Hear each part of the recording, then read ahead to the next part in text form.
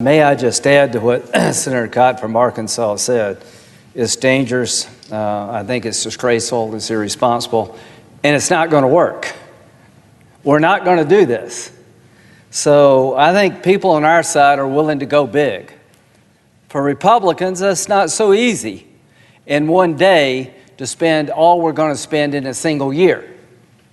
We're going to spend about $1.8 trillion, probably closer to $2 trillion when it's over with, in one day. That's as much as we would spend in an entire year for discretionary spending. That's big. I'd like to go smart. If you're going to go big, you need to be smart, right? And you don't need to go crazy. The only reason we're not voting on this bill is because the House hijacked this process. Nancy Pelosi tried to control impeachment. She tried to set the terms of the debate for the United States Senate in the impeachment trial before she would send over the impeachment articles. Remember that whole debacle? And as we were dealing with this impeachment garbage, China was on fire.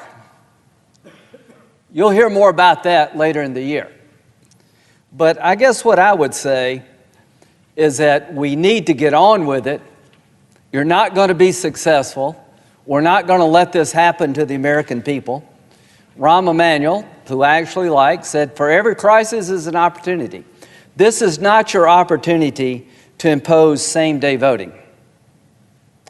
In the House bill, they're requiring every state in the union, where you like it or not, to allow same-day registration and voting. I'd personally like to do that in South Carolina, not to combat the coronavirus. That's a dream that they have. This is not the time to enact that dream. If you're on a ventilator or you're a nurse at a hospital waiting on medical supplies, please go to tell them you can't get your stuff until the Republicans agree to same-day voting. They're literally holding hostage the relief for doctors and nurses, for towns and cities, for businesses who've had to lay off their workers, for same-day voting, for corporate diversity, for a $15 hour minimum wage. If you get a dime of money in your business under the House bill, you have to pay your employees $15 an hour. Literally, they're using this sad day in America to enact policies that wouldn't have a snowball's chance in hell getting through the United States Senate. And they see this as a moment for them. We see this as a moment for you. They see this as an opportunity to do things they couldn't do without the country being on fire. To my Democratic colleagues, I will work with you to make sure that the money going to American corporations go to the right people. All of us don't want stock buybacks. All of us want to make sure that the money is lent, not given as a grant to the big companies in this country. All of us are willing to do more to help the states. We're willing to work on the problem. We're not going to be willing to take your legislative wish list and allow you to use this moment of crisis to turn the country upside down. I don't know why you want to do this. I know this. If we were doing this, the media would be eating us alive. If there were a House bill that Republicans are writing doing away with right to unionization,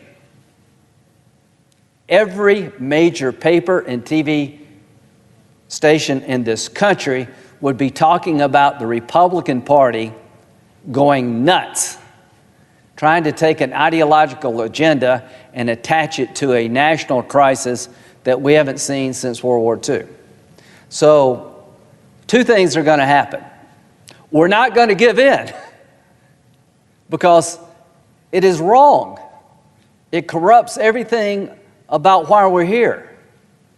We have worked with a House-passed bill that we didn't like because we needed to get something done relevant to the problem. to Speaker Pelosi. You see this as an opportunity to do things you couldn't do otherwise. Republicans see this as an opportunity to do things that have to be done now to save lives. I have never been more disgusted since Kavanaugh. You tried to destroy a good man's life just to keep the seat open. And close friends of mine in the House have publicly said this is an opportunity to reshape the country and our image. It's not going to happen.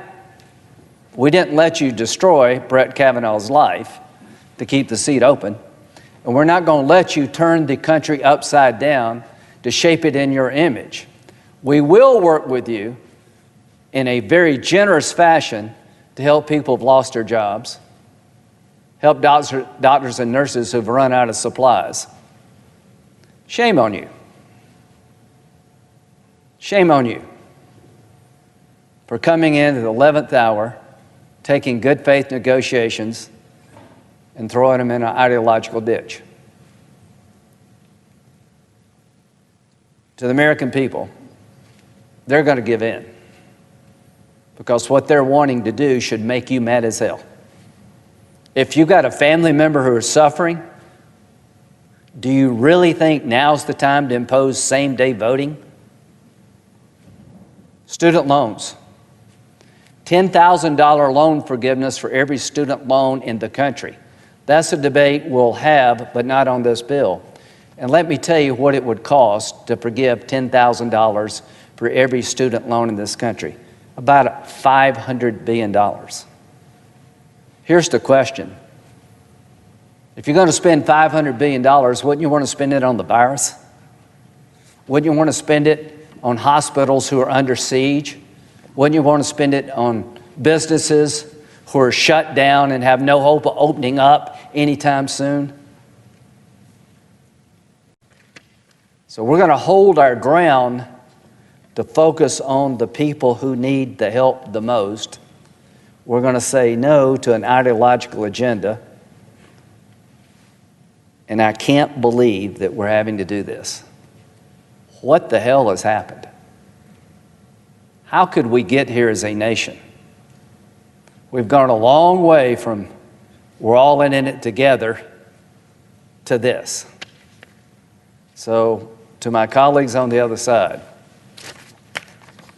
I am more than willing to work with you on unemployment insurance and all the things that are in this bill. I am not going to give in to the hijacking of the legislative process by the most partisan people in the country at a time people are dying. With that, I yield.